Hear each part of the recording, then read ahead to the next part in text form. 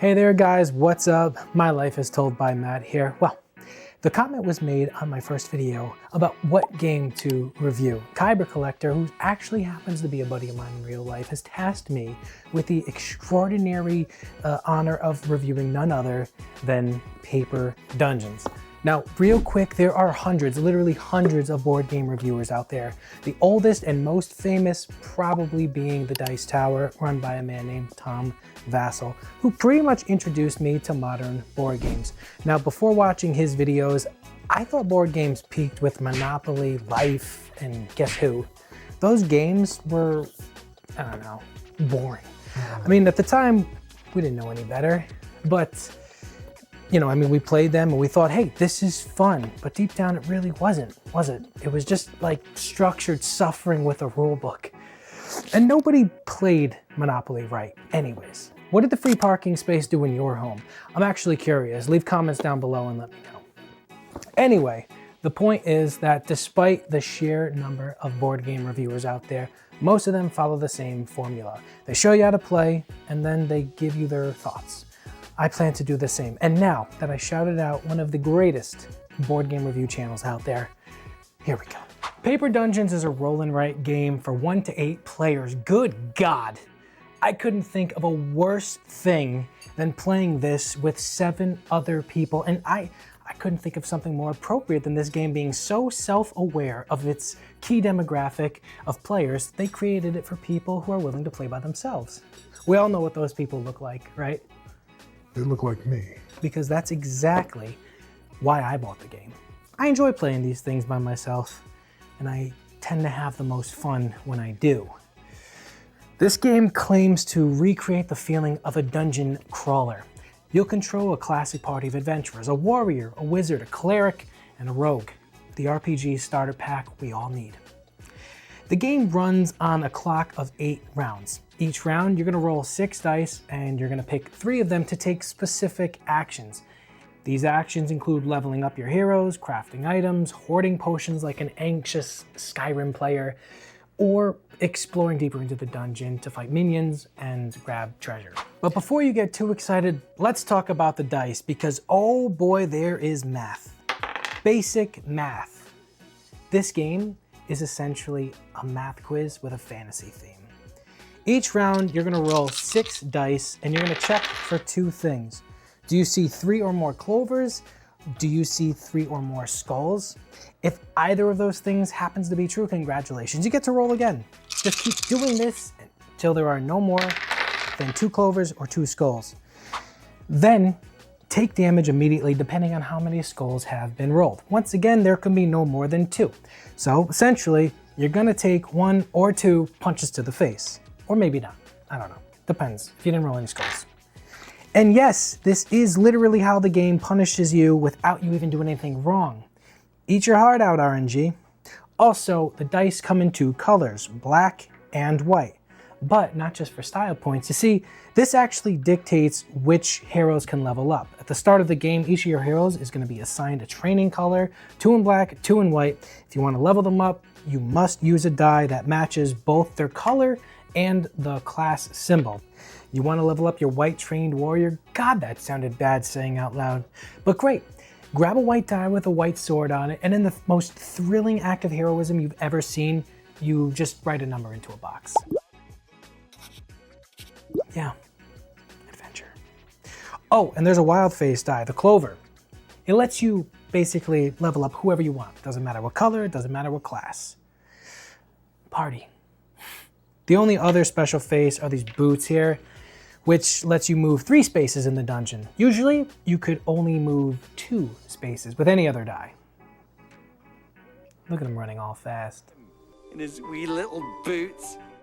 Aside from leveling up your heroes with or moving them extra spaces, the dice don't actually matter that much to do any of the other actions. You want a potion? Spend a die, just not a skull. You want to craft an artifact? Spend a die. You want to move 2 spaces? Spend a die. Each game, players will have to find and defeat 3 large monsters lurking in the dungeon. Beat them and gain glory. Oh yeah, glory. Sure feels like it. At the end of the game, the player with the most glory wins. Okay, so that's really it. That's Paper Dungeons. You roll dice, you pick actions, and then you jot it down. You get it? It's a roll and write. So I can't promise that you're gonna be slaying dragons, but you're definitely gonna be writing a lot. Now, let's take a look at the game board. Oh my God. Calling it a board is a little generous. It's paper, just paper, a whole stack of it. Look at this. You can tell I've already played multiple games. Look. It's just paper though. It's a paper dungeon. Son of a... Anyway, let's look at the so-called dungeon. At first glance, it looks like the most confusing subway map you've ever seen, but I assure you it's really not that bad. See these brown lines? Walls. Wavy blue lines? That's water. You can't walk through either. Everyone starts at the dungeon's entrance. From there, you're gonna draw a path into one of these 6 rooms. And when I say draw, I mean physically draw a line. You know, just in case you forgot, this game is 10% dungeon crawling and 90% filling out a form. Now, let's talk about combat. You'll notice these little monsters in some of these rooms, you know, ghosts, orcs, goblins, skeletons, the usual suspects. Each one has a symbol next to it corresponding to one of your heroes. Fighting is simple. Just check the hero's level next to the monster, see that that specific hero's level is equal to or greater than that monster. If so, you win the fight. If it's less, you still win the fight, but you're gonna take damage equal to the difference. So let's say this little wizard guy was only a level 1 and this ghost would hit me for 2 damage. It would still be destroyed, but I would take 2 damage. Then we go down here and we mark this little bubble showing that we defeated a minion. You having fun yet? And look, I get it. Math is important, but what are we doing here? Okay, whatever. Let's talk about health, seeing as we just talked about taking damage. See, this track over here is your health. Whenever you level up one of your heroes, you're also gonna fill in the next bubble. You notice that the first 4 are already filled in. That's because each of your heroes are already level 1 at the start of the game. If you level up any of your other heroes, go ahead and continue to fill this up from the 5 to the 6 and so forth. This is the total HP of your party. Now, that's in contrast to these hearts over here. Each time you take damage, you're gonna circle in and fill in one of these hearts. Now, if these wound tracks ever meets the HP track, you die. Put the game away and go outside and touch some grass, you nerd. Actually, funny enough, nothing happens. Well, that's not true either. You still die, but you're immediately resurrected. You see, you're gonna keep playing the game in the same manner as before. However, notice this little -9 over here. You're gonna be filling that in at the end of the game. It means that you died, essentially. However much glory you end up having at the end of the game, you're gonna subtract 9 points at the end of the game because the game thinks you suck, and you do. That's not to say you should give up altogether and stop trying to protect yourself. If we look back at the health track, you see that the more damage we take, the more points will be deducted at the end of the game. So, what do? Okay, let's check out what these symbols mean at the bottom of these rooms here. With potions, a ring, an arrow, a gem. If we enter a room where we defeat a minion inside, we then get to collect any benefit inside that room. If you collect 1 or more potions in a room, go ahead and fill in a bubble down here. There's 12 of them in total.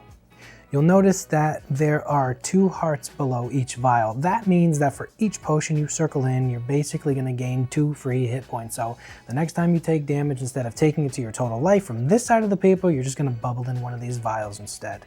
So use these potions to avoid taking damage and losing points on the track. Potions are good. You can also spend any die so long as it's not a skull or boots, and go ahead and fill in one of these potion dots as normal, just like a regular action you can take, basically. Okay, so let's talk about the ring.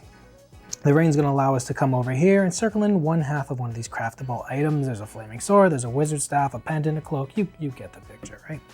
They all give you different benefits. Take, for example, the pendant and the cloak. Remember before when I told you can't walk through walls or pass through water? Well, these items will allow you to do just that. So, how do you acquire those items? Every time you come across a ring in a room or acquire it another way, for instance, spending a die, just like you move or just like getting a potion, you fill in one of these squares next to an item. When you've circled in 2 squares next to one item, that's it, you unlock it. You start gaining the benefit immediately. And finally, the gem. If you land in a room with a gem, you're gonna collect that gem and then you're gonna color in the next dot on the gem track. Gems give you massive points if you collect a good amount of them. You will likely score pretty high. Okay, so what's this green arrow do? Well, you get to level up any hero. That's pretty much it. Simple. Oh, and these spikes, these are traps. You're gonna take 1 damage whenever you enter a room with these traps in them. And that's pretty much how 90% of the game works. So now you're asking, where's the fire-breathing dragon? You ready for this? Okay. Well, at the beginning of the game, you're gonna do a couple of things. One of them being you're gonna take one of these cards and you're gonna figure out how to set up the dungeon. If you notice on this card, it actually shows you places of where you're gonna draw in some walls into the dungeon. That's right, you're gonna take a pencil and you're gonna draw walls into the dungeon. Now, I'm a married man. The whole hard part of finding someone in my life is over, but I can't help but to picture the individual who's at home drawing walls onto a paper dungeon.